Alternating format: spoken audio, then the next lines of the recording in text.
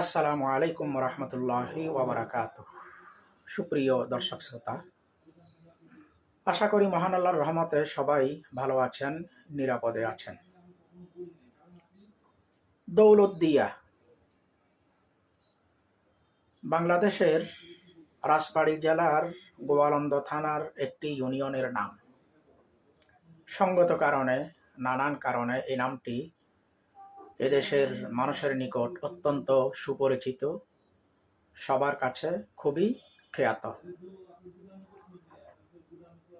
পাশাপাশি বিগত 2 মাসের মাথায় এই নামটি পরপর 2 বার এদেশের সংবাদপত্রে, এদেশের প্রিন্ট মিডিয়ায়, এদেশের সোশ্যাল মিডিয়ায় এবং এদেশের সর্বস্তরের মানুষের মুখে মুখে আলোচিত হয়, আলোচনায় আসে।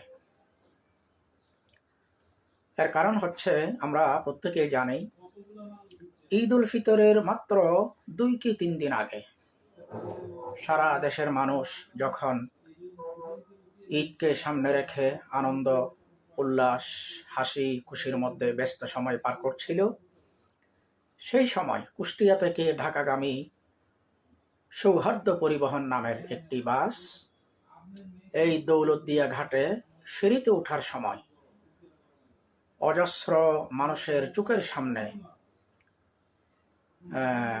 পদ্মা নদীর পানিতে ডুবে যায়, তলিয়ে যায়। মর্মান্তিক এই দুর্ঘটনায় অন্ততপক্ষে 26 জন মানুষ তখন মৃত্যুবরণ করে, শাহাদাত বরণ করে এবং এই ঘটনা তখন সারা দেশে ব্যাপক চাঞ্চল্য সৃষ্টি করে, ব্যাপক আলোড়ন তোলে এবং লাখো কোটি মানুষকে শোকাহত, ব্যথিত এবং বেদনাবিধুর করে তোলে। প্রিয় দর্শক শ্রোতা,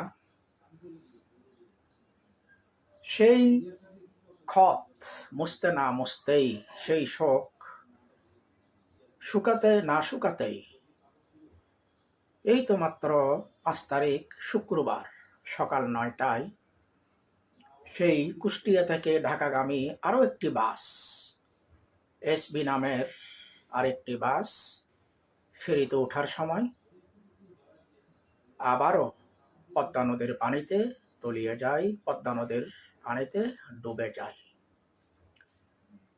এই ঘটনাগুলো যদিও দুর্ঘটনা, তারপরও এগুলো খুবই দুঃখজনক,